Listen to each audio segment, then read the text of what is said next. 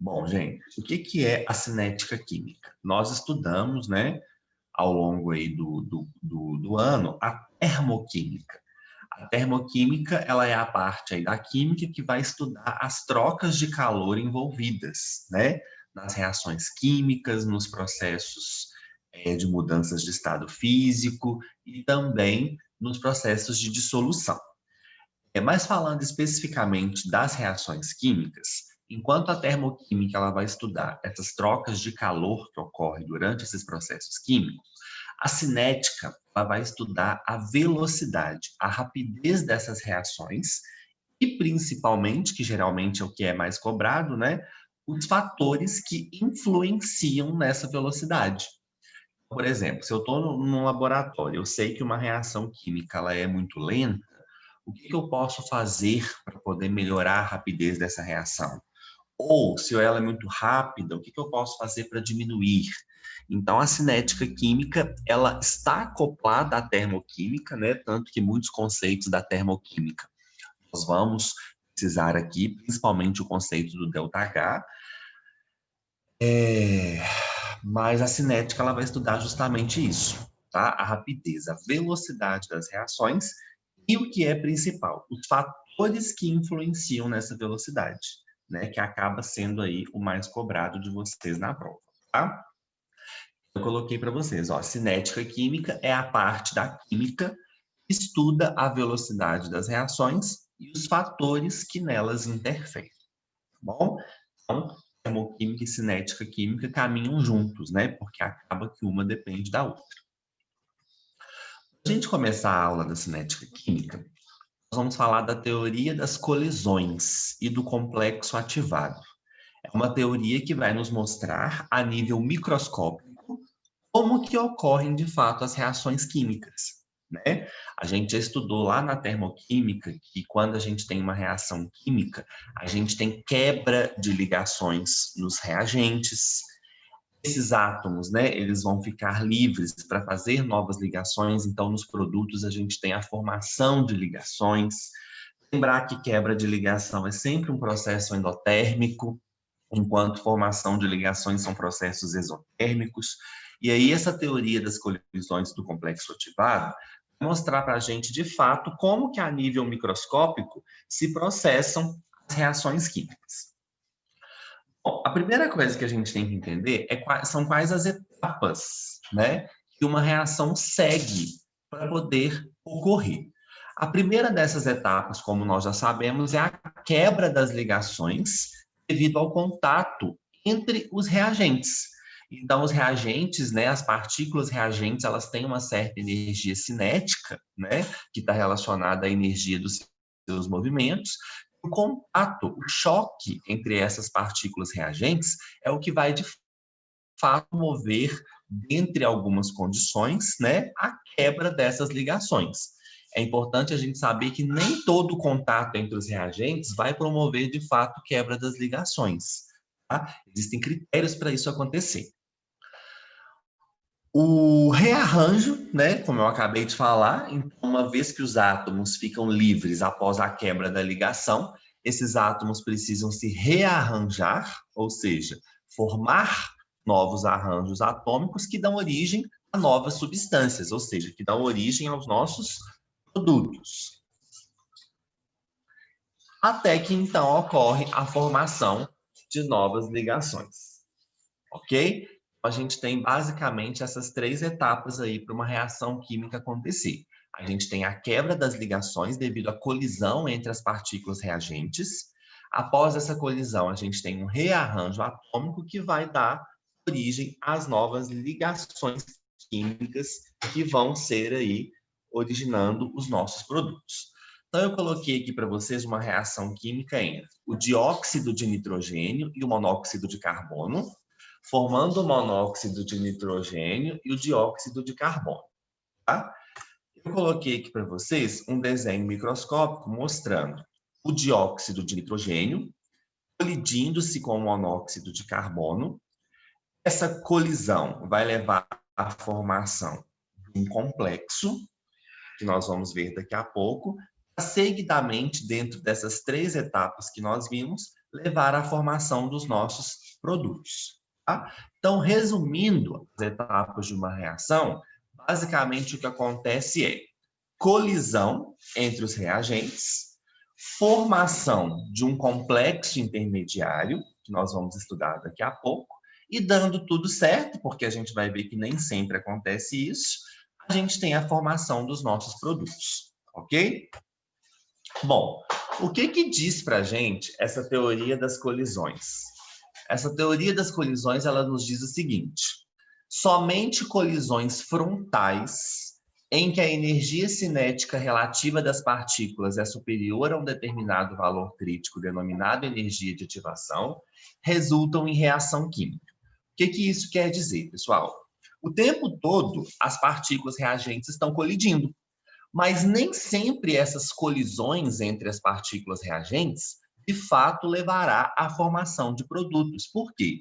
Como diz a teoria das colisões, eu preciso que a energia desses reagentes ela supere um valor mínimo necessário, um valor crítico necessário, que é a energia de ativação. Então, se as minhas partículas reagentes não têm uma energia mínima suficiente e não têm uma orientação espacial adequada para colidirem entre si, a gente não tem a formação de produto. Isso quer dizer que muitas das colisões que ocorrem entre os reagentes não levam à formação de produto. Muitas das colisões, os reagentes estão com uma energia inferior ao necessário, ou colidem-se numa orientação espacial que não é favorável. Tudo isso é levado em consideração, tá bom? Então, essa energia mínima necessária que os reagentes precisam adquirir para, de fato, levar a uma colisão eficaz é o que nós chamamos de energia de ativação. Toda reação química, ela tem uma energia de ativação. Algumas têm uma energia de ativação maior, outras têm uma energia de ativação menor. Mas todas as reações químicas têm esse valor crítico necessário, esse valor mínimo necessário que os meus reagentes precisam superar para, de fato, quando colidirem-se, levarem à formação de produtos, ok? Quando uma colisão ela leva à formação de produtos, a gente diz que essa é uma colisão efetiva, tá? Então, colisões efetivas são aquelas colisões onde, de fato, eu tive uma orientação espacial das moléculas adequada, eu tive uma energia mínima de ativação superada, tá? Quando eu supero a energia mínima de ativação e quando essa colisão ela tem uma orientação geométrica favorável, a gente tem a formação do que nós chamamos de colisões efetivas. E colisões efetivas é justamente o que leva à formação de produto, ok? Como eu acabei de falar, né? Quais são as características de uma colisão efetiva? Como eu acabei de falar, a energia cinética das partículas que colidem deve ser maior ou igual à energia de ativação. Se as minhas partículas elas não têm uma energia de ativação suficientemente adequada, elas vão se colidir, mas não vão levar à formação de produtos, ou seja, a minha colisão não vai ser eficaz, tá? Também, como eu acabei de falar, essa colisão precisa apresentar uma orientação favorável. Então, não adianta eu ter uma energia de ativação suficientemente adequada e a colisão entre as moléculas for uma colisão desfavorável, uma geometria, uma orientação espacial desfavorável. Isso também não leva à formação de produto. Então, não é simplesmente ter a energia de ativação, é também colidir-se de forma favorável, espacialmente falando, geometricamente falando. Então, eu coloquei aqui para vocês uma reação genérica, onde eu tenho 4 substâncias no estado gasoso, a substância a substância ABC, formando a substância A2 e a substância BC. Olha para esse primeiro caso. Eu tenho A se aproximando de ABC, mas percebam que para formar A2, essa aproximação dos reagentes, ela está com uma orientação desfavorável. Para eu formar o meu produto A2, eu precisava que o átomo A da molécula ABC tivesse orientado em direção a substância A. Percebam que A está colidindo com C, e isso não vai levar à formação de um produto. A colisão ela não foi efetiva. Às vezes eu até tinha a energia mínima necessária, às vezes eu até atingir a energia de ativação, mas a orientação não foi favorável. Então não adianta. Dessa forma, eles vão se colidir, mas cada um vai seguir o seu caminho de novo. Por quê? Elas vão se afastar.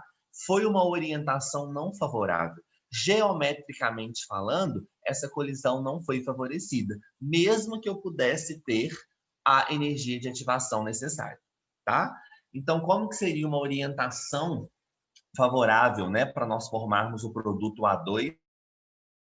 Ó, essa molécula teria que ter o átomo A orientado para a substância A2, para a substância A, né, desculpa, de forma que nós conseguíssemos colidi-los e formar A2 com BC. Então, aqui sim eu tive uma colisão efetiva, onde além da superação de uma energia crítica mínima necessária, eu também tive uma orientação geométrica favorável entre os átomos para que, de fato, eu conseguisse formar os produtos dessa reação química. Ok?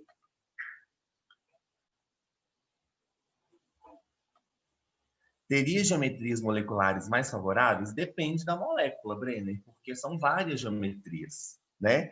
Geralmente, as geometrias que são planas, elas têm uma facilidade maior, né? Justamente por elas serem planas. Agora, quando a gente tem uma geometria espacial, uma geometria tetraédrica, uma geometria piramidal, uma geometria octaédrica, aí a gente pode ter uma dificuldade maior de colisão. E claro que depende também das substâncias, né? Às vezes as moléculas são maiores, às vezes as moléculas são menores, então não existe uma regra quanto a uma geometria mais favorável. Isso depende realmente da reação e dos participantes dessa reação, tá?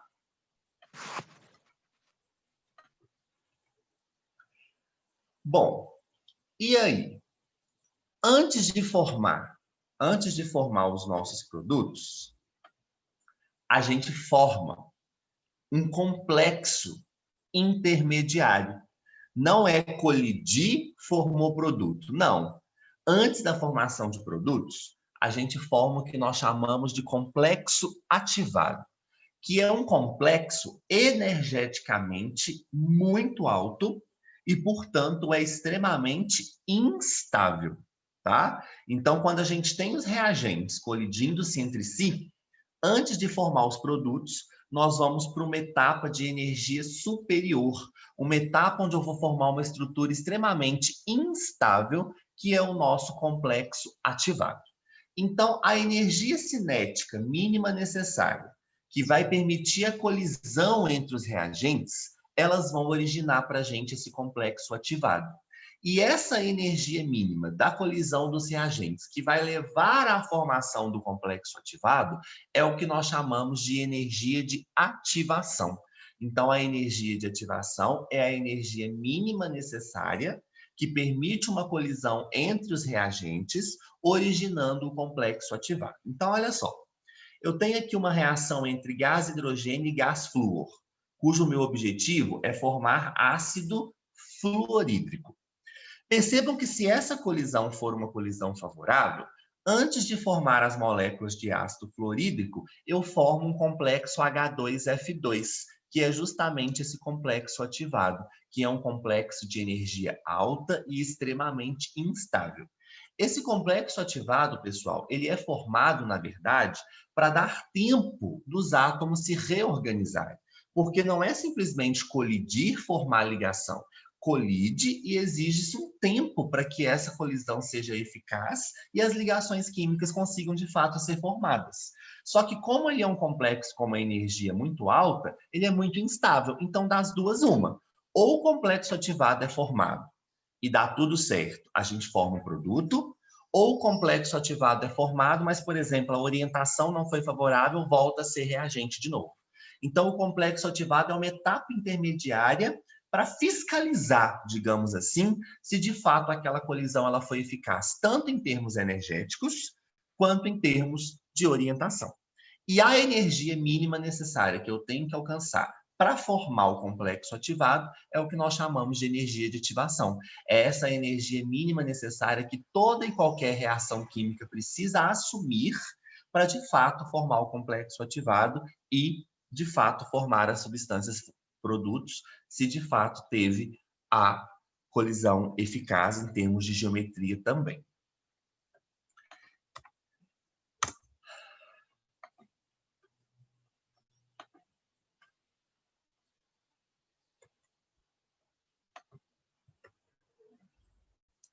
Só um minutinho, gente.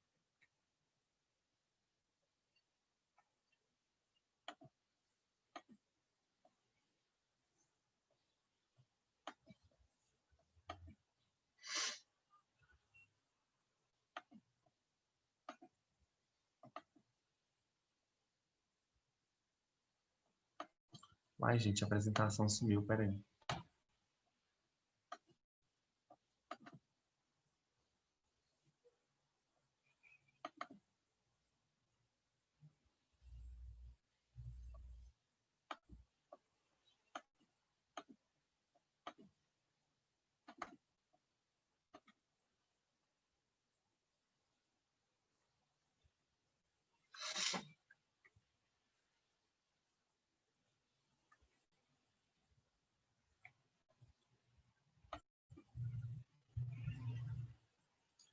Então, pessoal, o que cai muito relacionado a isso? O que nós chamamos de gráficos termocinéticos. O que é um gráfico termocinético? É um gráfico que aborda entalpia versus o caminho reacional. Então, é um gráfico que aborda energia, né, versus o caminho da reação. Então, suponhamos que eu tenha inicialmente os meus reagentes nesse patamar de energia e os meus produtos nesse patamar de energia. Qual que é a primeira coisa que é importante vocês observarem? Que a energia dos produtos ela está inferior à energia dos meus reagentes. Isso leva a um ΔH menor que zero. Então, só de olhar para esse gráfico, vocês precisam entender que essa reação química é uma reação química exotérmica, tá? Toda vez que a entalpia do produto ela é menor que a entalpia dos reagentes, o valor do ΔH vai ser um valor negativo, menor que zero, e isso é uma reação química exotérmica. Então, vamos entender em termos cinéticos o que acontece. Olha só, eu tenho os meus reagentes, supondo que esses reagentes colidiram-se com energia suficiente e geometria favorável, a primeira coisa que vai acontecer é o aumento da energia do meu sistema, chegando ao topo do meu gráfico termocinético, onde nós vamos localizar o nosso complexo ativado. Então, pessoal, essa entalpia aqui, se eu pegar esse pontinho mais alto do gráfico e projetar no eixo da entalpia, esse valor de energia é o valor do meu complexo ativado. Percebam que a energia do complexo ativado ela é superior à energia dos reagentes e também superior à energia dos produtos. A energia do complexo ativado é sempre o topo do nosso gráfico termocinético. E se eu quiser calcular a energia de ativação dessa reação, basta que eu pegue, então, a entalpia do complexo ativado e subtraia da entalpia dos reagentes. Afinal de contas, é justamente esse intervalo de energia, de entalpia, que é a energia mínima necessária que deve ser superada para essa reação acontecer. Então, o gráfico termocinético, a questão que envolve esse gráfico pode me solicitar muitas informações. Eu posso solicitar qual o valor da energia do complexo ativado, eu posso solicitar qual o valor da energia de ativação, sendo que esta é a energia do complexo menos a energia dos reagentes. Eu posso solicitar qual é a classificação dessa reação química quanto à energia envolvida, que é uma reação química exotérmica. Eu posso pedir o valor do ΔH, que vai ser a entalpia do produto menos a entalpia do reagente. Então, as questões que envolvem complexo ativado, elas exigem bastante coisa, porque tem muita coisa que esse gráfico traz para a gente. E não se esqueçam que esse topo do gráfico, pessoal, sempre corresponde ao complexo ativado. Em uma reação química, é o patamar de maior energia que nós temos, tá? Agora, olha para esse gráfico, pessoal. Esse gráfico já é o contrário. Esse gráfico retrata uma reação química endotérmica. O que a gente pode olhar de cara e perceber?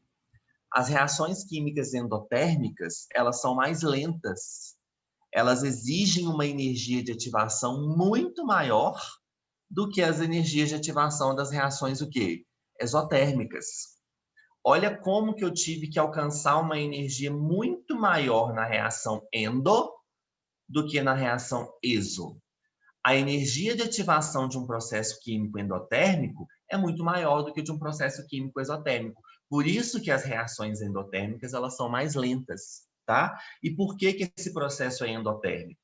Porque a energia dos produtos ela está superior à energia dos meus reagentes, tá? Dando aqui, ó, um ΔH positivo, um ΔH maior que zero. E foquem aqui no tamanho dessa energia de ativação. Então, aqui está a entalpia do complexo ativado, e a entalpia do complexo ativado menos a entalpia dos reagentes vai me dar o valor da energia de ativação dessa reação, tá? Então, só de olhar para os gráficos termocinéticos, nós precisamos aprender a interpretar todo ele em relação à classificação da reação e perceber quem é mais lento, quem é mais rápido. Nesses dois aí, o gráfico 2 traz uma reação química bem mais lenta, né? Um processo endotérmico, que tem uma energia de ativação muito maior do que a energia de ativação do gráfico de número 1, que retrata uma reação química exotérmica. Ok? Então, gente, esses gráficos é muito importante você saber interpretar, tá? São gráficos termocinéticos, que vão abordar aspectos termoquímicos e aspectos cinéticos, no que diz respeito ao complexo ativado e à energia de ativação.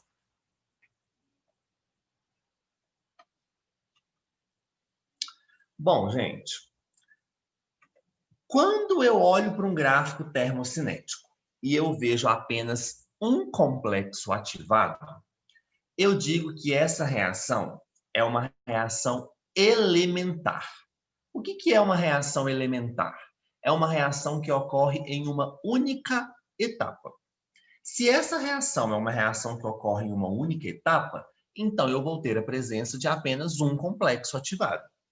Mas olha para esse gráfico termocinético. Eu percebo vários complexos ativados. Toda vez que vocês se depararem com um gráfico termocinético com esse estilo, contendo vários complexos ativados, a gente está falando de uma reação não elementar, que na prática, a grande maioria é assim. É muito difícil uma reação química que se processe em uma etapa única. A grande maioria das reações químicas, elas se processam em várias etapas. E aí eu vou ter, ó, vários complexos ativados. Só que o que as provas perguntam para vocês em termos de reação não elementar? Qual é a etapa mais lenta? Então, percebam que eu tenho 5 etapas nesse processo e eu quero saber qual é a etapa mais lenta. Gente, sem dúvida, a etapa mais lenta é a etapa de número 3. Por quê? A etapa de número 3 é aquela que tem a maior energia de ativação. É aquela onde os reagentes precisam superar uma energia cinética muito superior às outras etapas desse processo. E mais ainda que a prova pode te perguntar. A prova pode te perguntar quem manda na reação química global. É a etapa lenta ou é a etapa rápida? O que vocês acham, pessoal? Quem que manda no processo global? Essa reação química como um todo, ela depende de quem? Ela depende da etapa lenta ou ela depende das etapas mais rápidas?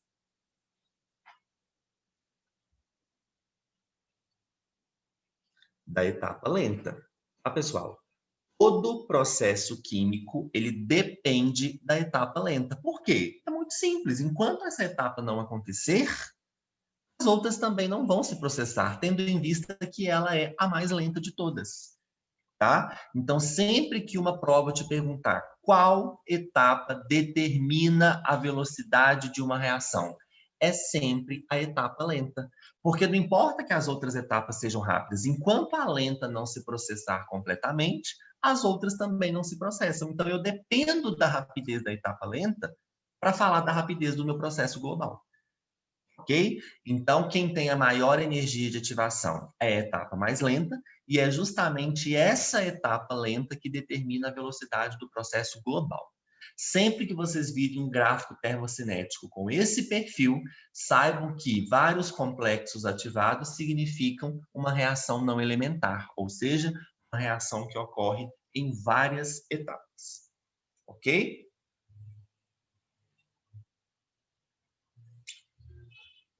Bastante importante esse tipo de informação, tá? Porque às vezes o aluno estuda cinética, entende, né, todos os mecanismos, mas ele não consegue compreender e entender que a etapa lenta é que vai determinar a rapidez do meu processo global, tá? Eu costumo dizer o seguinte, né? Eu costumo fazer até uma analogia meio boba, mas que dá para entender. Suponhamos que alguém te oferece carona. Vocês trabalham juntos, alguém te oferece carona. E aí, na hora de ir embora, a pessoa, o dono do carro, a pessoa que vai dirigir, fala assim, ó, vai indo na minha frente, daqui a pouco eu vou. Aí você vai e fica parado lá no carro. Enquanto a pessoa que dirige não chegar, ou seja, a pessoa que está lenta para chegar até o local, você não consegue chegar no seu destino. Porque você depende dele, que está lento, para chegar no carro, dirigir e te levar para casa. Tá? É uma analogia bem bobinha, mas que dá para a gente entender perfeitamente uma reação química. Então, não adianta eu querer processar a minha etapa se a mais lenta ainda não aconteceu. Tá? Principalmente no caso aqui, né, pessoal, a quarta e a quinta etapa. Enquanto essa terceira etapa não se processar completamente, a quarta e a quinta não vão se processar. E aí eu vou depender, então, da rapidez da etapa lenta para, de fato, conseguir completar meu processo global. Tá?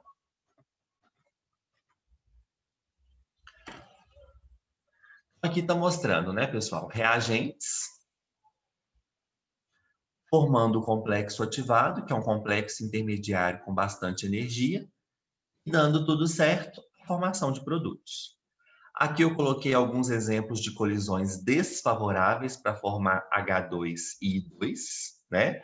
Coloquei aqui algumas projeções dos reagentes que não estão favorecendo a formação de gás hidrogênio, gás iodo.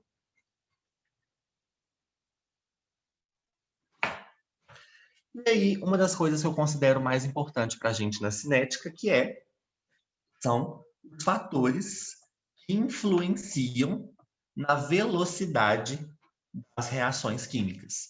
A gente tem que saber, pessoal, não somente os fatores, mas a gente tem que saber explicar o porquê desses fatores estarem influenciando na velocidade desses processos. A primeira coisa, gostaria até que vocês participassem, tá, pessoal? Para a gente poder raciocinar juntos.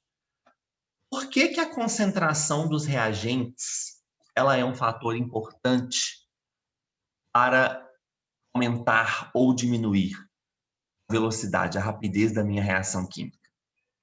Quem consegue pensar em como que a concentração dos reagentes influencia na velocidade de um processo químico?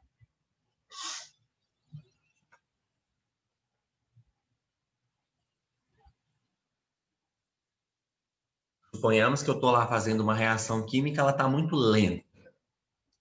Como que a concentração dos reagentes pode influenciar? O que eu preciso? Ó, vamos entender. O que eu preciso? Isso mesmo, Liana. O que eu preciso para acontecer uma reação química? Eu preciso de colisão. Mas não somente colisão. Eu preciso de colisão efetiva. Então, se eu sei que muitas das colisões não são efetivas, quanto mais reagente eu colocar no meu sistema, mais eu vou possibilitar colisões e mais eu vou possibilitar colisões efetivas. Porque eu tenho que descontar aquelas colisões que não serão efetivas. Então, quanto mais reagente eu tenho em excesso, mais eu estou tendo colisões e maior a probabilidade dessas colisões serem efetivas. Não é simplesmente ter colisões efetivas. porque colisões efetivas é que de fato levam à formação de produto. Então, se eu quero aumentar a velocidade de uma reação química, eu introduzo reagente. Quanto mais moléculas, quanto mais partículas reagentes, mais colisões. E quanto mais colisões, mais a probabilidade de colisões efetivas. Ao passo que, se eu quero diminuir a velocidade da minha reação, eu tiro o reagente.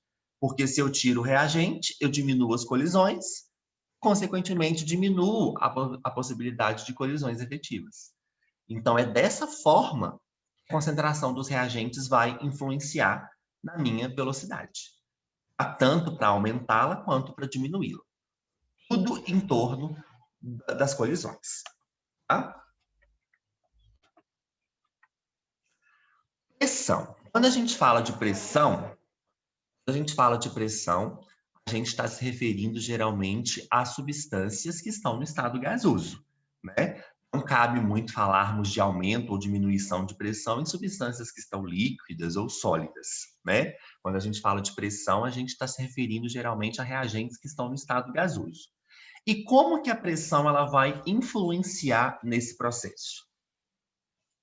Se eu tenho as minhas partículas ali no estado gasoso, eu aumentei a pressão sobre o meu sistema, o que esse aumento de pressão vai influenciar? Em que esse aumento de pressão vai influenciar? Novamente, em quê?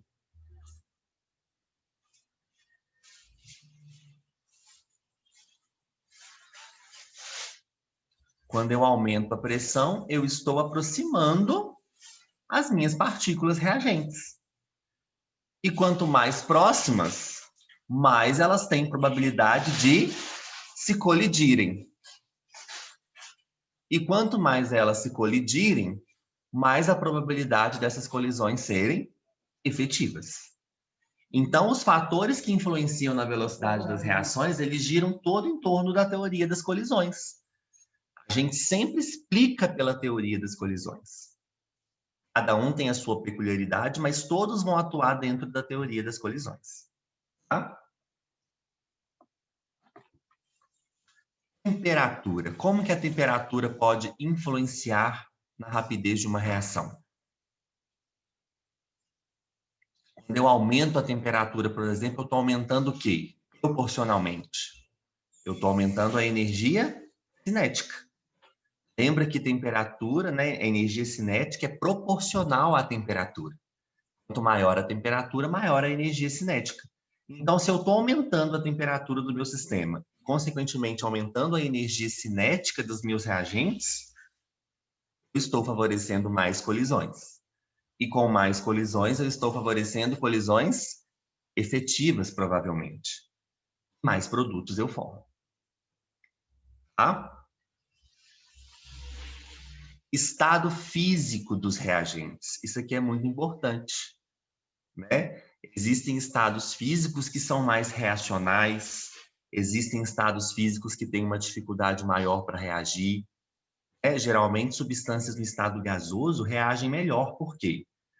No estado gasoso, as partículas estão muito espaçadas, com muito movimento, então há uma maior probabilidade de colisões, né? Então, dependendo da reação química, o estado físico dos reagentes é um fator preponderante para mim. Porque, por exemplo, no estado sólido, praticamente não há mobilidade, né? Então, colisão no estado sólido é algo que é demasiadamente difícil, né? Preciso aí melhorar isso de alguma forma.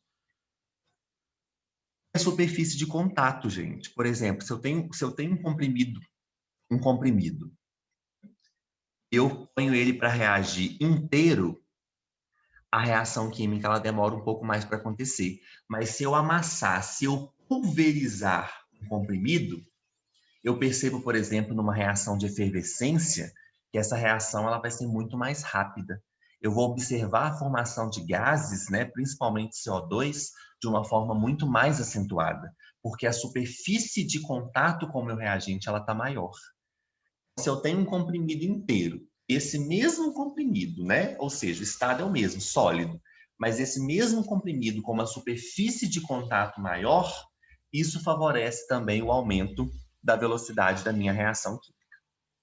Tá bom? Bom, gente, tudo isso é muito importante, né? Concentração dos reagentes, pressão, temperatura, estado físico, superfície de contato. Mas existe um fator, existe um critério que é muito mais fácil, desde que eu conheça-o, porque é um critério específico para cada reação, que é muito mais fácil para a gente poder, de fato, aumentar a energia, a velocidade da minha reação, que é o uso dos catalisadores, tá? Os catalisadores, pessoal, são substâncias, tá? São materiais que eu vou utilizar numa reação química para, de fato, aumentar a velocidade dessa reação. Só que catalisador, pessoal, é uma coisa complicada. Por quê? O catalisador ele é específico da minha reação química. O catalisador ele não é consumido no processo químico, então eu também tenho que avaliar isso. No final da reação ele é completamente regenerado. Então é uma série de coisas que a gente tem que avaliar para estudar catalisador. Tanto que existem aí estudantes, né, de mestrado e de doutorado que ficam anos estudando catálise. Anos estudando substâncias possíveis de serem catalisadores para determinadas reações químicas. Porque o catalisador, de fato, é a forma mais eficaz que nós temos para aumentar a velocidade de uma reação, tá? Bom, o catalisador, como eu falei, ele é utilizado para aumentar a velocidade de uma reação química. Daqui a pouco eu vou explicar como, tá? Ele participa da minha reação química, ele é, de uma certa forma, consumido nessa reação química, porém, no final do processo, ele é integralmente regenerado. Eu não posso ter porções do meu catalisador, eu não posso ter traços do meu catalisador nos produtos formados. Tá? Então, obviamente, ele é consumido porque ele participa das etapas da reação, mas no final da reação química ele é totalmente regenerado. Ele não pode ser integralmente consumido após o término do processo.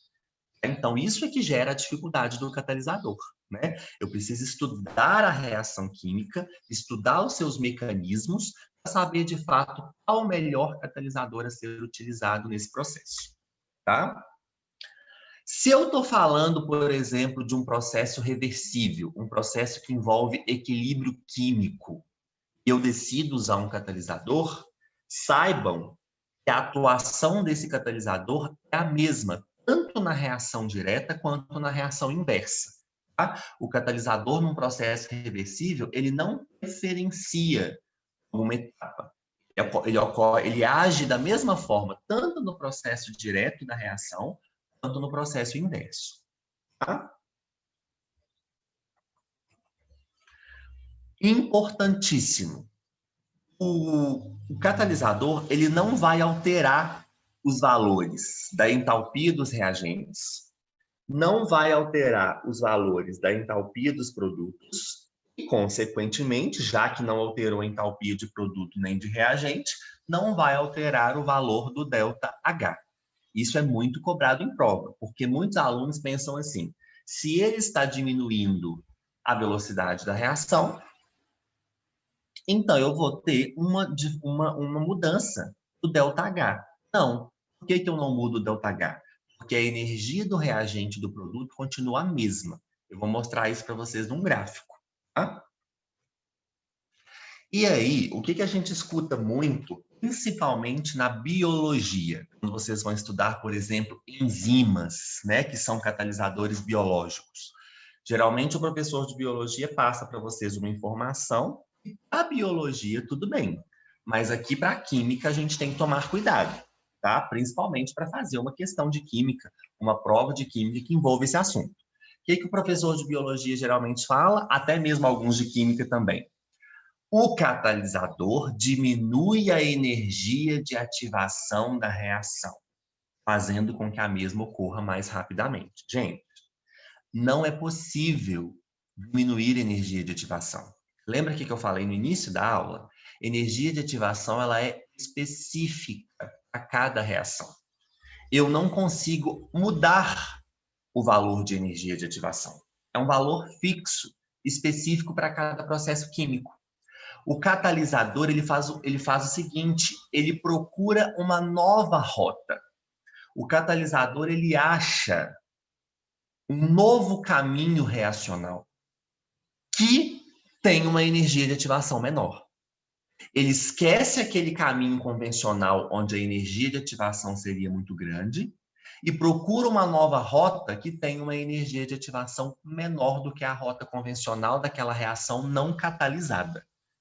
Então, numa questão de química, a gente nunca pode responder que o catalisador diminui a energia de ativação. A energia de ativação é específica, é fixa. O que o catalisador faz é criar para a reação um novo caminho, uma nova rota de formação dos produtos, onde essa rota tem uma energia de ativação menor do que a rota convencional não catalisada. Tá? Como eu falei para vocês, por que catalisador dá tanto trabalho? Porque ele é específico. Um catalisador, ele não é capaz de catalisar toda e qualquer reação. Para cada reação, eu tenho um catalisador específico. Às vezes, mais de um catalisador para a mesma reação, às vezes um mesmo catalisador para reações diferentes, mas isso não é uma regra. Isso tem que ser estudado, isso tem que ser experimentalmente comprovado, porque eu posso causar aí alguma interferência no meu processo e não é o que eu desejo, tá? Então, pessoal, olha aqui para vocês verem primeira coisa. A linha cheia é a reação não catalisada e a linha tracejada é a reação catalisada. Percebam que o catalisador não muda o ΔH, porque olha só, a entalpia do reagente para a reação não catalisada é a mesma entalpia para a reação catalisada. Assim como a entalpia do produto é a mesma para a reação não catalisada e para a reação catalisada. O que aconteceu foi que a presença do catalisador procurou uma nova rota reacional e, como vocês podem perceber, ó, a energia do complexo ativado até o reagente da reação catalisada é uma energia de ativação inferior à energia que eu tinha, ó, no meu processo convencional não catalisado. Tá bom? Então, aqui a gente tem a reação não catalisada e aqui a reação catalisada. Percebam que o que eu fiz foi realmente procurar um novo caminho reacional com uma energia de ativação menor. Ó. A energia não catalisada continua do mesmo jeito. O que eu fiz foi procurar uma nova rota reacional. Tudo bem?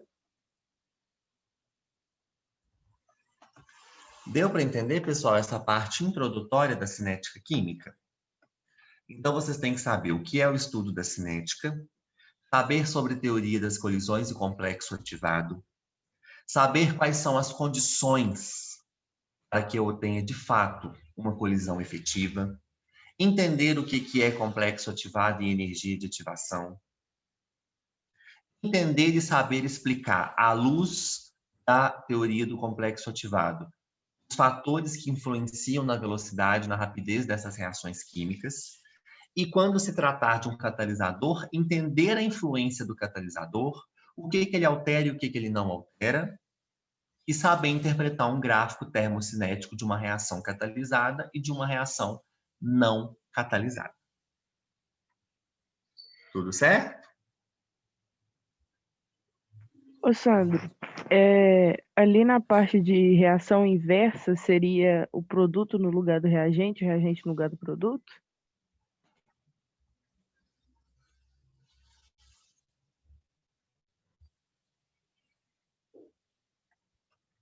Pessoal, quando a gente fala de velocidade de reação química, a gente pode falar de velocidade média e de velocidade instantânea, tá?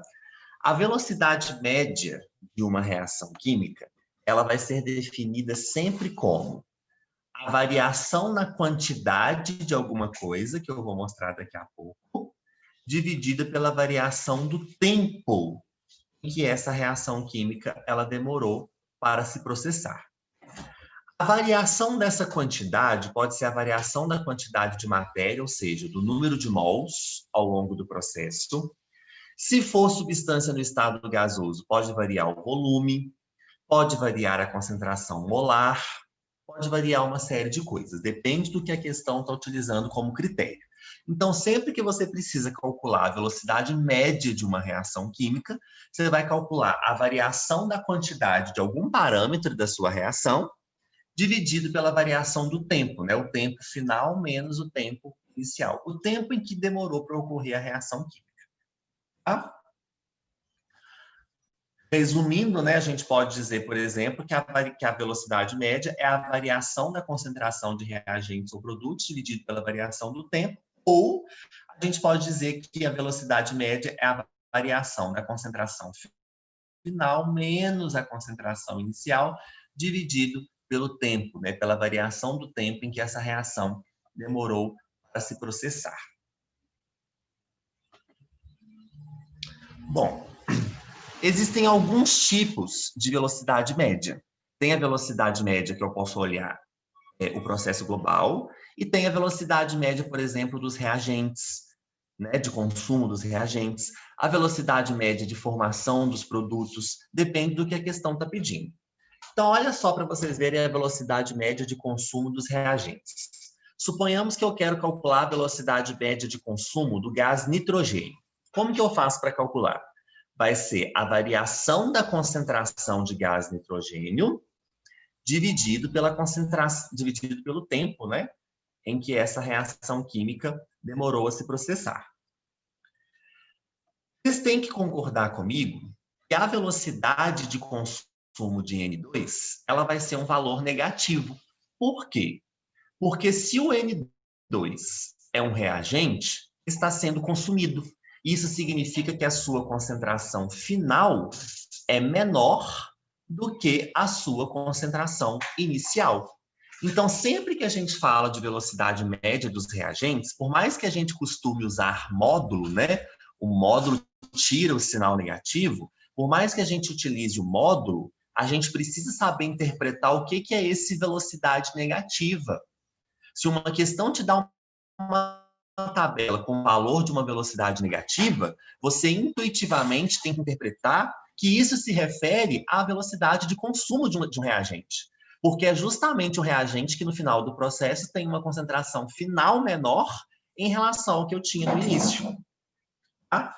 Agora, se eu estiver falando, por exemplo, da velocidade média de formação de um produto, por exemplo, a formação da amônia, eu vou calcular a velocidade de formação da amônia calculando a variação da concentração de amônia ao longo do processo dividido pela variação do tempo. E percebam que essa velocidade é positiva, porque a concentração de amônia no início é zero, porque ela é um produto. No final, ela tem o seu valor máximo. Então, a concentração final de amônia é maior do que a concentração inicial de amônia, e isso faz com que essa velocidade seja positiva. Então, se eu te dou na prova uma velocidade positiva, você deve interpretar que refere-se à velocidade de formação de produto, onde no início eu tinha zero dele e no final eu tenho a concentração máxima, ou seja, maior do que no início. Então, a velocidade calculada vai ser uma velocidade com valor positivo, tá? Agora, se eu quero calcular a velocidade média do processo, pessoal, eu posso escolher qualquer uma das substâncias participantes. Eu só tenho que tomar cuidado com o coeficiente estequiométrico, tá? Por exemplo, se eu resolvo calcular a velocidade média do processo em relação ao consumo de nitrogênio, é o módulo da variação da concentração de N2 dividido pelo tempo. Mas eu também posso calcular a velocidade média do processo em relação à variação da concentração de H2. Só que olha para a reação. O coeficiente de balanceamento do H2 é 3. Então, para dar um valor igual em todos os critérios, eu preciso multiplicar a variação de tempo pelo coeficiente de balanceamento do hidrogênio. O coeficiente do balanceamento da amônia é 2. Então, se eu quiser calcular a velocidade média do processo em relação à concentração de amônia, eu tenho que multiplicar a variação do tempo por 2. Tá? Então, o coeficiente de balanceamento ele vai influenciar na velocidade média do processo. Eu posso calcular a velocidade média em relação à concentração de N2, em relação à concentração de H2 ou de amônia. Percebam que os valores terão que ser todos os mesmos. Mas quando o coeficiente de balanceamento for diferente de 1, eu preciso computar isso aqui, ó, na variação do tempo. Porque se eu simplesmente divido por ΔT, esse valor vai dar 1, esse valor vai dar outro, esse valor vai dar outro. E, na verdade, independente do parâmetro que eu escolho, a velocidade média do processo tem que ser a mesma para qualquer um deles que eu escolhi. Tá? Então, tomar bastante cuidado com isso. Não é muito comum cair isso não, tá, pessoal? Mas só para vocês ficarem atentos. Eu coloquei aqui um exemplo, que é a reação de síntese da água, né? A partir dos gases hidrogênio e oxigênio, formando H2O. Ele me pede o seguinte, ó. A velocidade de consumo de O2, ele não está me pedindo a velocidade de consumo de H2, nem do processo, etc. A velocidade de consumo de O2 nos primeiros 50 minutos é. Então, eu estou avaliando, ó, essa concentração de O2 nesse tempo aqui, ó. Ele quer nos 50 primeiros minutos. Ele quer saber qual foi a velocidade média de consumo de O2 nos 50 primeiros minutos reacionais. O que eu tenho que fazer então, pessoal? A velocidade de consumo de O2 vai ser a variação na concentração de O2 dividido pela variação do tempo. Tá? Então, vai ser ó, o tempo final, a concentração final no tempo final, que é de 8, menos a concentração inicial no tempo inicial, que é 10 mol por litro. Então, 8 menos 10. Dividido pela variação do tempo, que é o tempo final menos o tempo inicial. Desconsiderando aqui o valor, que para a gente não é o importante, por que esse valor é negativo? Para mostrar que o O2 é um reagente que está sendo consumido e que, portanto, ao final do tempo especificado, ele tem uma concentração menor do que o que ele tinha no início. Esse menos aqui, pessoal, não é para designar velocidade negativa, é para designar que o O2 é um reagente. E por ser um reagente está sendo consumido e a sua concentração final é menor em relação à concentração inicial. Eu poderia ter pedido a velocidade de consumo de H2 nos primeiros 150 minutos, eu poderia ter pedido a velocidade do processo global, tá? Independente de qualquer coisa. Mas também, pessoal, existe o que nós chamamos de velocidade instantânea, que é um instante, né? O instante ele corresponde ao intervalo de tempo que tende a zero.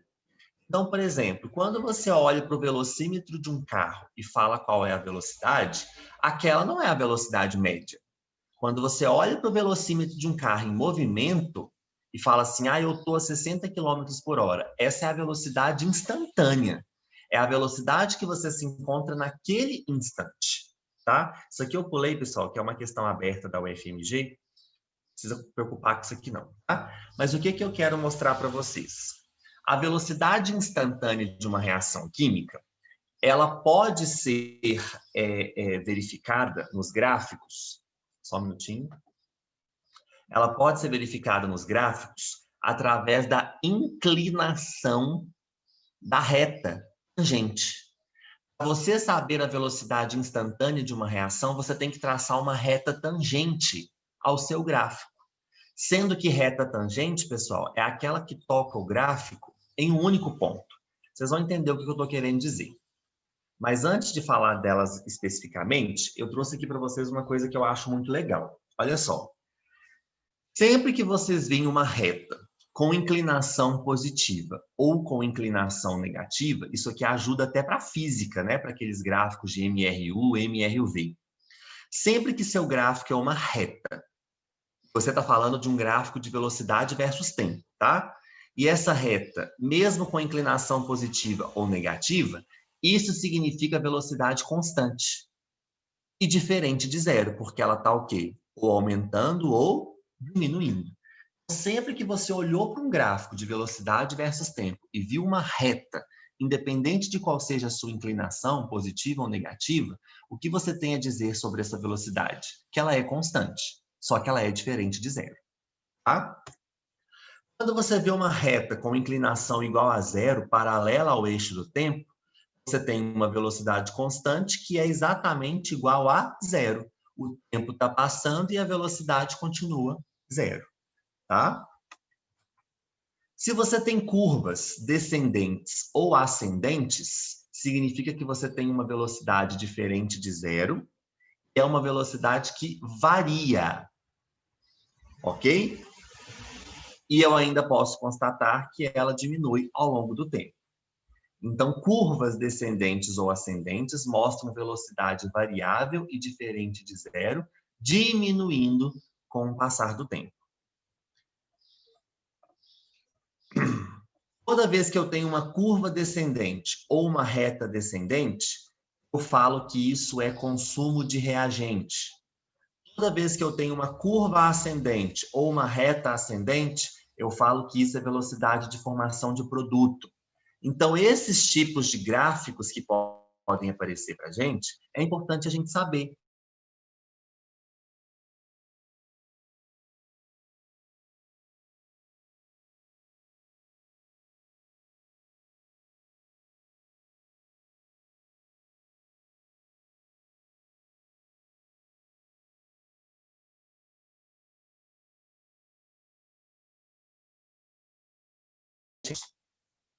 O primeiro gráfico trata-se da mesma reação, só que na experiência 1, eu fiz ela numa condição experimental X, na experiência 2, eu utilizei de uma condição experimental Y.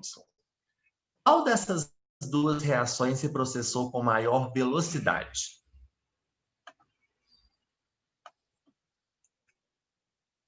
Qual dessas duas reações aqui, ó, é a mesma reação em condições experimentais diferentes? Qual se processou com maior velocidade?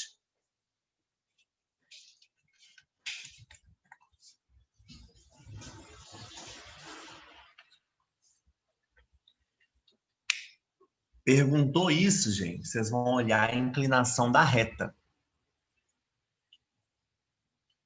Tá? Onde a reta for mais inclinada, é onde a reação aconteceu mais rápido. Percebam que para um curto intervalo de tempo, a experiência 1 levou à formação de muito mais produto. E para um intervalo de tempo maior, a experiência 2 levou à formação de menos produto. Então, a experiência 1 é a experiência que ocorreu com maior velocidade. É aquela que, num curto intervalo de tempo, produziu para a gente uma grande quantidade de produto. Vocês vão sempre olhar pela inclinação da reta. Aquela reta que estiver mais inclinada, aquela que ocorreu com maior rapidez. Tá? Agora, no gráfico 2, eu tenho 3 reações diferentes nas mesmas condições experimentais. Eu tenho curvas. Quando eu tenho curvas e quero saber qual reação ocorreu mais rápido, eu tenho que traçar retas tangentes às curvas. E onde essa reta tangente ficar mais inclinada é onde a velocidade da reação foi mais rápida. Qual dos 3 experimentos eu tive maior velocidade? Sempre que tiver curva, gente, traça a reta tangente. Quando o gráfico já for uma reta, não. Você vai olhar que está mais inclinada. Agora, quando você tem curvas, tracem retas tangentes e percebam onde ela vai ficar mais inclinada. Qual que foi?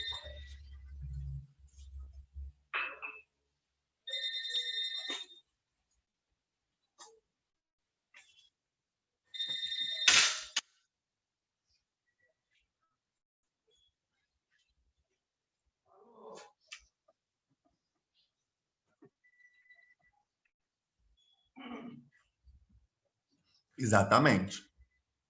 Se vocês traçarem retas tangentes, ó, essa daqui fica muito mais em pé. Essa aqui fica muito mais inclinada do que aqui e aqui. Tá? Então, quando o seu gráfico for reta, de cara você já sabe qual que é a mais rápida. Por quê? Só você olhar a mais inclinada. Quando o seu gráfico for curvas, para saber onde a velocidade da reação se processou mais rapidamente, você vai traçar retas tangentes à curva. Reta tangente é aquela que toca a curva em um único ponto e vai ter a maior velocidade aquela que tiver maior inclinação. Ok?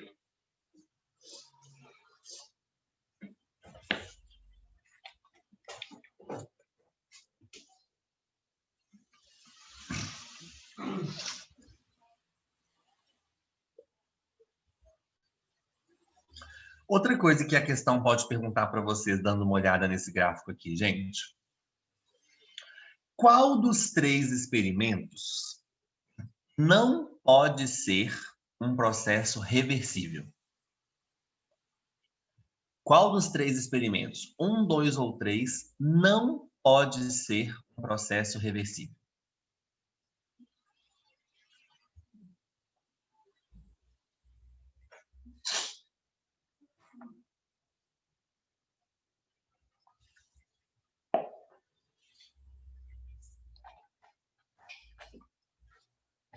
Se essa questão perguntasse qual dos 3 experimentos, 1, 2 ou 3, não pode ser um processo reversível?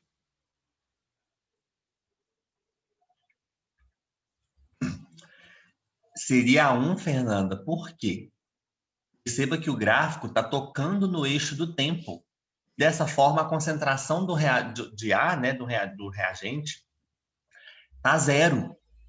E lembra que no processo reversível, a gente tem tanto reagente quanto produto. Se no experimento 1, eu estou te falando que no final do processo tem zero do meu reagente A, significa que esse processo não pode ser um processo reversível. Não estou falando que o 2 e o 3 é processo reversível, mas o 2 e o 3 pode ser, porque no final do processo a concentração de A ainda existe. Tá? Isso é muito importante. Se no experimento 1 a curva está tocando o eixo do tempo, se eu projetar no eixo Y, que é o eixo de concentração, vai estar zero. Isso não pode ser, isso não pode evidenciar de forma alguma um processo reversível.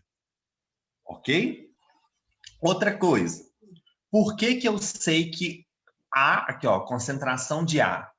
Por que que eu sei que esse A é reagente e não produto? É outra coisa que pode ser perguntada. Aqui ó, concentração de A versus tempo. Por que que eu sei que A é reagente e não produto?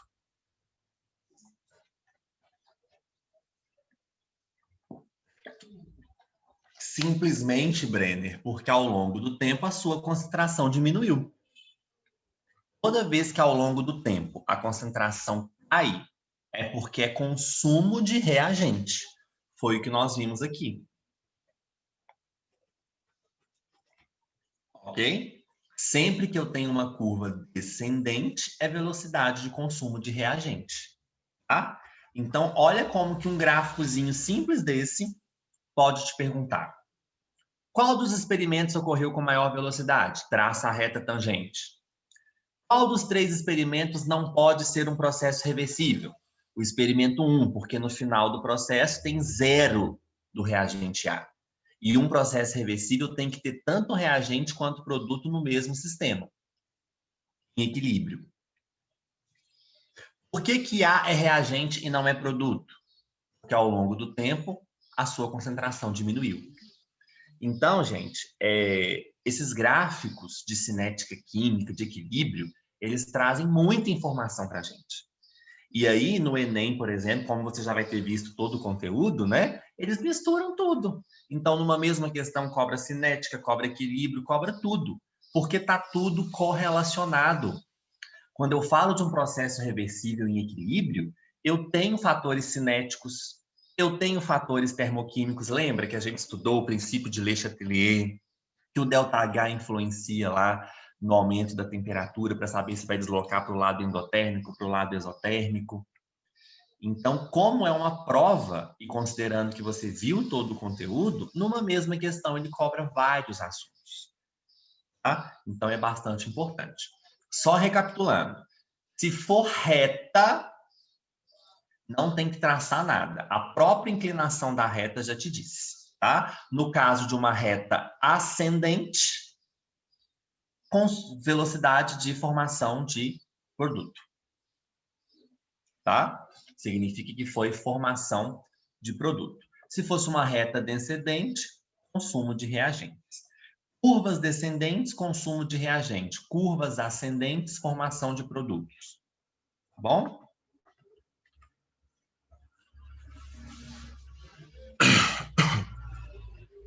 Pessoal, Olha para essa tabela. Suponhamos que na prova caiu essa reação genérica e essa tabela. Aí ele te pergunta, por que que a reação genérica acima é um processo irreversível?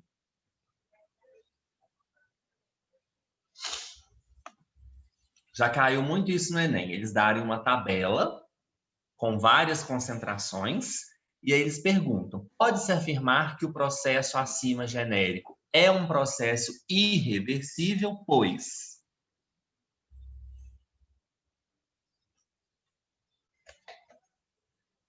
Exatamente, Brenner, porque como eu acabei de falar, num processo irreversível tem que coexistir reagentes e produtos. E percebam que no final do processo, no tempo 5, eu tenho uma concentração máxima do produto C, zero dos meus reagentes A e B. Então, isso só pode ser um processo irreversível, aquele onde não sobra nada de concentração de reagentes. Ok? E aqui, pessoal, é um processo reversível ou irreversível?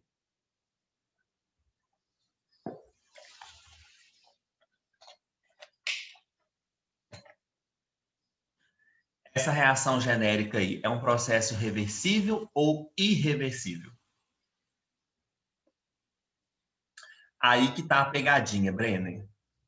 Quando o aluno vem que tem reagente E, ele já fala que o processo é reversível. Mas para ser reversível, quem que eu tinha que ter também? Eu tinha que ter D. Para ser um processo reversível, tem que ter todos os reagentes, tem que ter concentração de ambos os reagentes. O que eu posso, então, constatar desse processo? Ele é irreversível. Mas irreversível com o quê? Ele é irreversível porque está faltando um reagente. Então, de cara, é irreversível. Mas irreversível com o quê? O que tem nesse processo aí? É um processo irreversível que tem excesso de reagente. Então, eu tinha excesso do reagente E, o reagente D, que é o limitante, foi totalmente consumido, formei a minha concentração máxima possível de produto e sobrou 2 mol por litro do meu reagente E no tempo final. Então, é um processo irreversível, mas que apresenta um excesso de reagente. Para ser reversível, eu teria que ter tanto reagente E quanto reagente D no tempo final. Tá bom? Então, aqui é irreversível com excesso do reagente E. O D, que é o limitante, foi totalmente consumido. Formei a quantidade máxima de produto possível e sobrou 2 mol por litro do reagente E. Cuidado com essa pegadinha em prova, tá, gente? Agora, aqui, eu constato um processo reversível. Olha só, no final do processo, eu tenho a coexistência, ou seja, a existência ao mesmo tempo de todos os participantes da reação. O reagente A, o reagente B e o produto da reação direta, que é o reagente da reação inversa, formando os produtos da reação inversa. Então, aqui sim eu posso considerar um processo reversível. E posso falar que atingiu o equilíbrio, por quê? Porque a partir do tempo T, as concentrações não mais variaram. Não é essa a perspectiva de equilíbrio? Equilíbrio químico é aquele processo onde as velocidades direta e inversa se igualam e a partir daquele momento as concentrações de reagentes e produtos permanecem inalteradas. Então, além de concluir neste processo que ele é irreversível, eu ainda constato que foi atingido o equilíbrio, porque a partir do tempo 3, a gente tem as concentrações inalteradas de todos os participantes.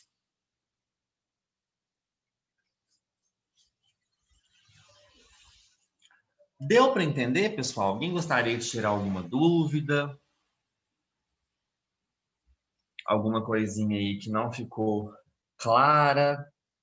Essa parte aqui dos gráficos, que tem gente que tem uma certa dificuldade, a interpretação dessas tabelas. Como que tá isso aí para vocês? Todo mundo já tinha estudado cinética química na vida? Foi uma novidade? Como que é?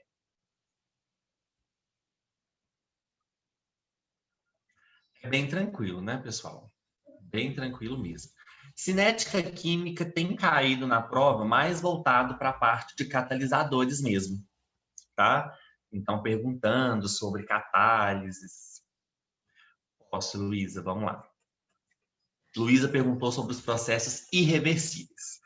Primeiro, vamos lembrar, Luísa, processo irreversível é aquele que ocorre em apenas um sentido, sentido direto, ó, A mais B formando C.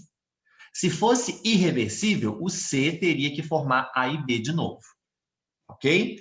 Como que olhando para os dados de uma tabela, eu sei que esse processo ele é irreversível, ou seja, que C não regenera os reagentes A e B. Porque quando eu olho aqui no tempo final da minha reação, não sobra nada de reagente. Se fosse um processo irreversível, no tempo final, teria tanto o reagente A quanto uma concentração do reagente B, mais a concentração do meu produto C. Então, se você olha para um processo e no final dele só tem produto e nada de reagente, é um processo que não volta para trás. É um processo que não é reversível. É um processo que ocorre num único sentido. Tá? Aqui também é um processo irreversível. Por quê? Para ser um processo reversível, tem que ter concentração de todos os participantes. Mas aqui está faltando a concentração do participante D.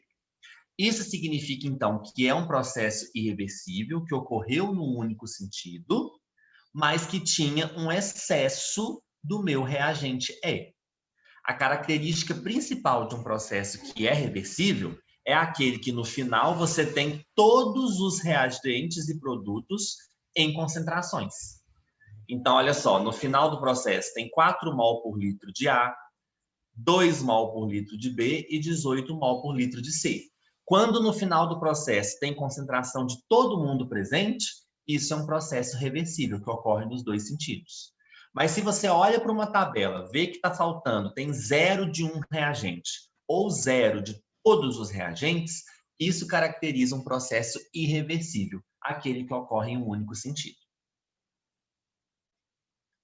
Tudo bem? Deu para entender, Luísa? Então, gente, é por nada. Então, essas tabelas, elas causam uma certa confusão, ainda mais na hora da prova que a gente está nervoso, né, apreensivo.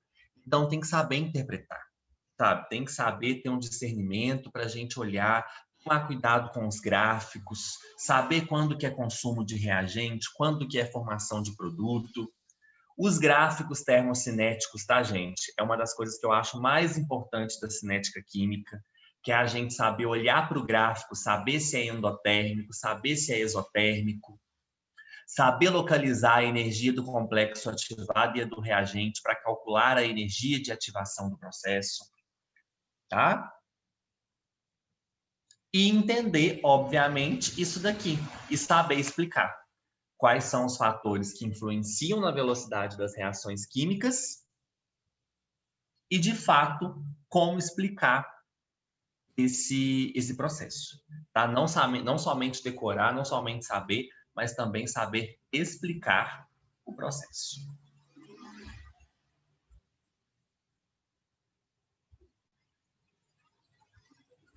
Alguém gostaria de fazer alguma pergunta? Deixa eu pegar só uma...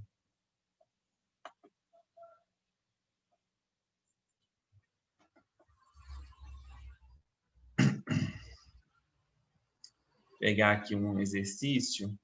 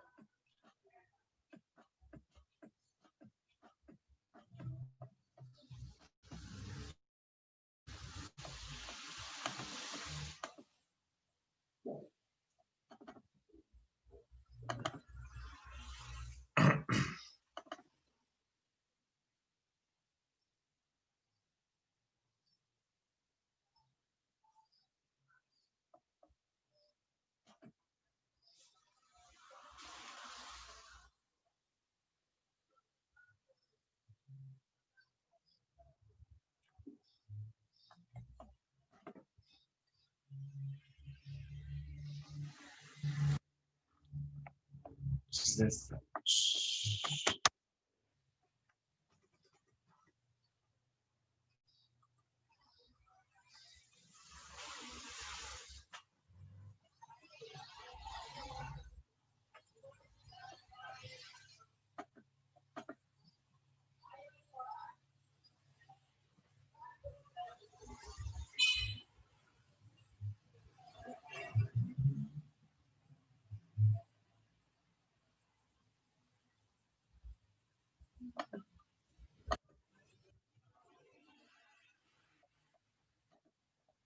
Ele interfere, tá? Ele interfere na velocidade do processo global e também na velocidade média. Então, se eu analisar, por exemplo, se eu comparar a velocidade média de um participante num determinado momento com catalisador e sem catalisador, eu vou perceber que há diferença nas velocidades, tá?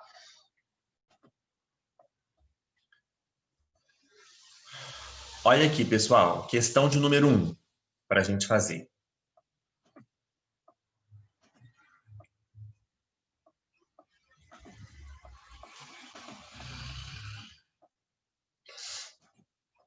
Observe o diagrama.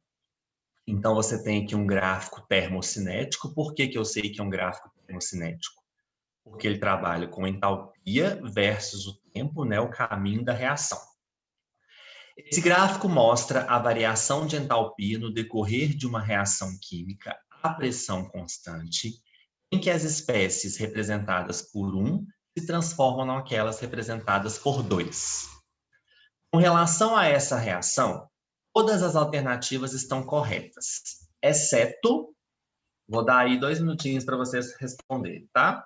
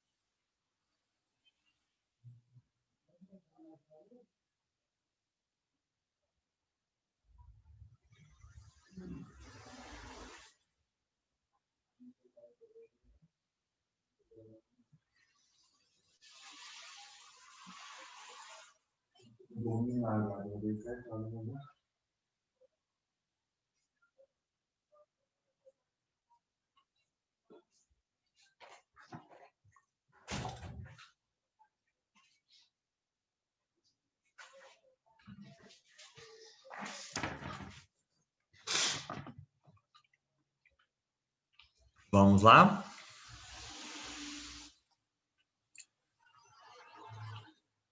Bom, tá havendo uma concordância aí, então vamos conferir. A reação de 1 em 2 é uma reação exotérmica. 2 é o meu produto, 1 é o meu reagente. Se a entalpia do meu reagente está menor, se a entalpia do meu produto está menor do que a entalpia do meu reagente, significa que houve liberação de energia.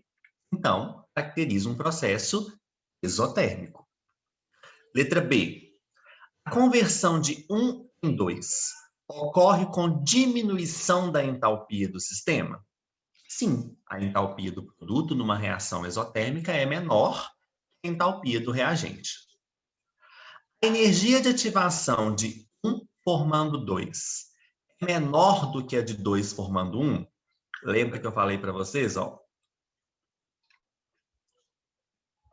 A energia de ativação de um processo exotérmico, que é esse processo direto, é sempre menor do que a reação de um processo endo. Então, olha só, como 1 é o reagente, a energia de ativação é a energia do complexo ativado menos a entalpia de 1. Só que se eu olho a reação inversa, 2 passa a ser o meu reagente. Então, a energia de ativação vai ser a energia do complexo menos a energia do reagente 2. Então, olha como que é muito maior a energia de ativação do processo inverso do que do processo direto. Letra D. A equação termoquímica pode ser descrita por 1 mais calor? Não. 1 mais calor seria se o processo fosse endotérmico. O certo seria 1 formando 2 mais calor, já que é um processo exotérmico. A formação de 2 é acompanhada por aumento de temperatura da vizinhança? Sim, lembra que toda vez que a reação é exotérmica, ocorre liberação de calor. E isso aumenta a temperatura da vizinhança. Ok?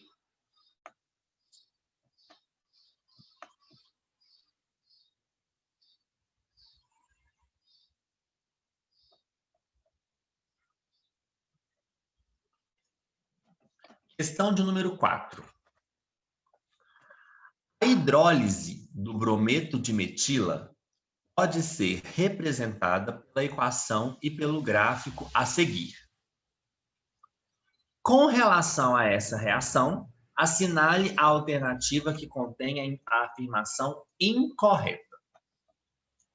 Então, eu quero que vocês analisem aí qual dessas 5 informações é uma informação incorreta sobre o processo representado no gráfico acima.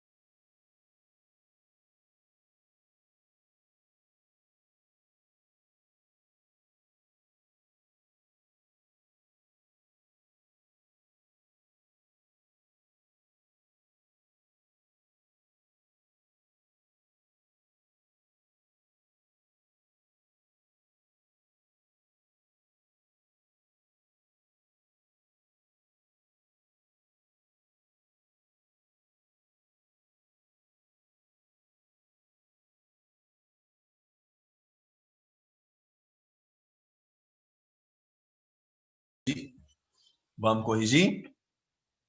Então, a gente tem aqui no gráfico, pessoal, o brometo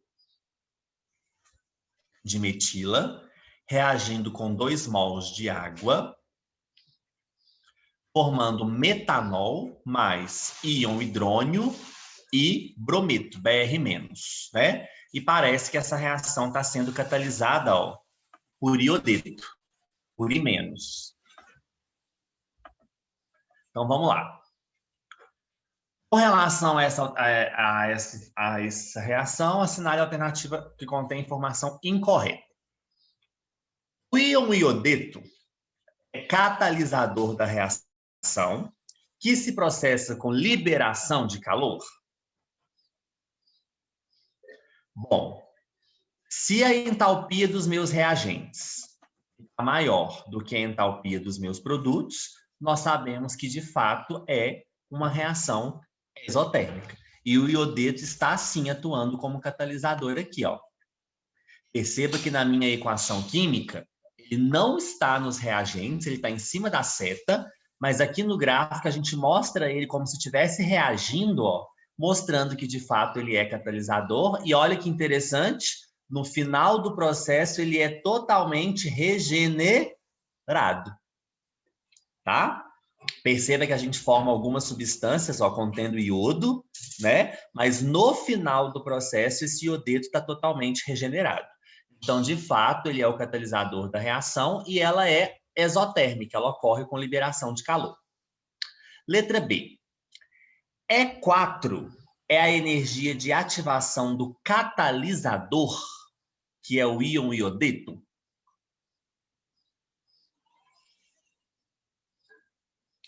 E4 é a energia de ativação do catalisador, que é o iodeto. Gente, isso não tem nada a ver. A gente não fala de energia de ativação de catalisador. A gente fala de energia de ativação da reação, tá?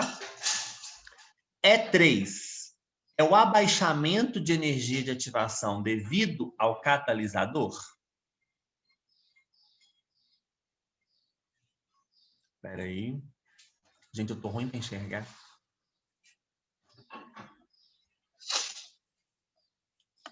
Vou tentar aumentar aqui um pouquinho.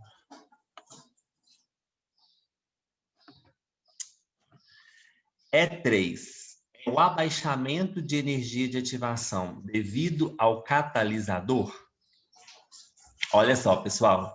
A reação não catalisada tem essa energia de ativação, ó, a energia do complexo menos a entalpia dos reagentes. Com a presença do catalisador, ó, esse complexo ativado diminuiu.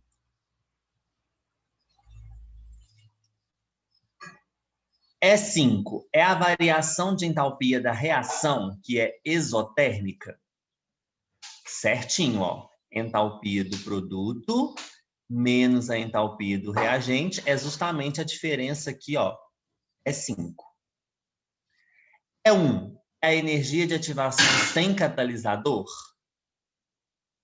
Aqui, ó, energia do complexo menos a energia do reagente. E1 é a energia sem catalisador. E2 é a energia com catalisador? Sim, ó, energia do complexo menos a energia do reagente. Ok? Então, tá realmente errada a letra C, né? Porque ele fala que a E3 é o abaixamento da energia de ativação devido ao catalisador. Quando, na verdade, ó, o complexo ativado da energia catalisada é esse daqui. Então, E2 é o abaixamento de energia de ativação. E não E3. E3 é a diferença do complexo ativado da reação não catalisada para o complexo ativado da reação catalisada. Tá? Então, de fato, a letra C é a incorreta. E3 não é o abaixamento de energia de ativação devido ao catalisador, e sim E2.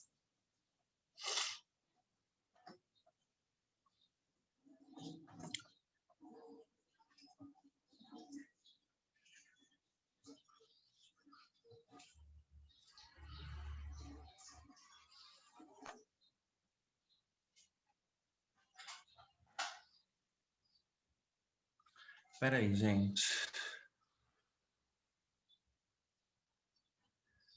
E3 é o abaixamento. Gente, eu tô ruim das vistas. Espera aí. Nossa, eu vou ter que usar um óculos, viu? Vou ter que dar um zoom aqui. O negócio de ficar nos pés do computador, não.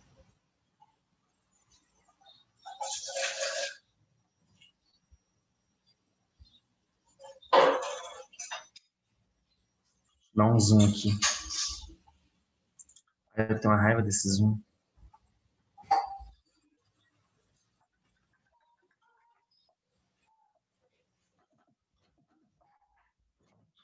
Agora eu consigo enxergar aqui.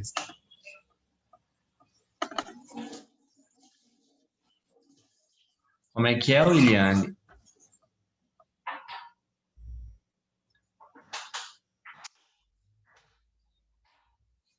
É, gente, isso. Desculpa. Desculpa. Porque, na verdade, E3 equivale a E2, né? Então, de qualquer forma, a letra C estaria certa. Desculpa. É porque a diferença dos complexos ou o complexo menos o reagente vão equivaler, né, em termos energéticos. Tanto que a setinha, ó, tem o mesmo tamanho, desculpa. Então, letra B é o que a gente já tinha até falado, né, que era incorreto. E4 é a energia de ativação do catalisador, que é o íon IOD. Tá? É porque, na verdade, E2 e E3 são energias equivalentes, porque aqui ela está levando em consideração a diferença entre os complexos ativados, que é igual à diferença do complexo ativado da reação não catalisada menos a entalpia do reagente. Tá? Então, é realmente a letra B, porque a gente não fala de energia de ativação do catalisador, né? A gente fala de energia de ativação da reação química. Estou falando com vocês que eu estou ruim das vistas. Bom, gente, espero que vocês tenham entendido, tá? Essa matéria de cinética química. Geralmente no Enem cai uma questão, tá? Eles gostam de cobrar relacionado a catalisador ou aos processos que envolvem que influenciam, né, na velocidade das reações químicas. Geralmente são consideradas questões fáceis, então garantam, né, pontos nesse tipo de questão, que é o que vai alavancar aí a nota de vocês. Bom? Alguém tem alguma pergunta para fazer?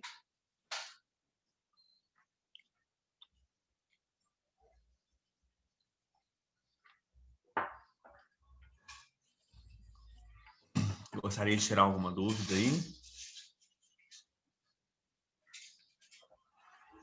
Bom, então é isso, gente. Creio que na quarta-feira, eu vou só conferir, é a nossa última aulinha, né? Dessas 4 aí que a unidade Pampulha está oferecendo.